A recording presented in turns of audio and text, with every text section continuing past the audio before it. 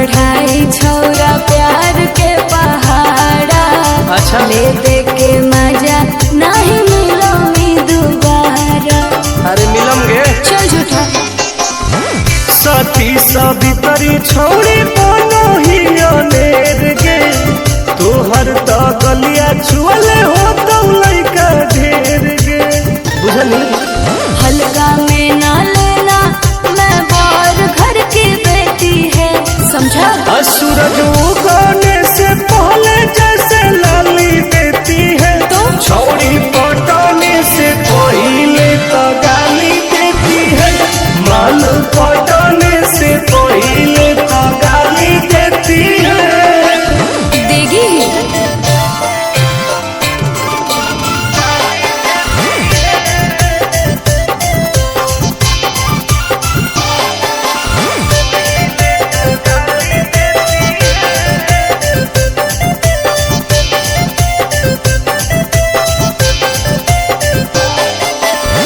दूरे तू रहिए नहीं आई है हमारा पास रे।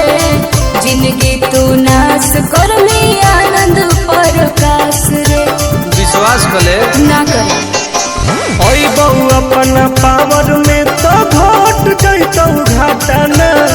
तुम के नहीं जानो हो ही रहो हो कोई पटना। मैं क्या करूँ यदि हमको दोगे दाव तो मैं भाव नहीं लेती है।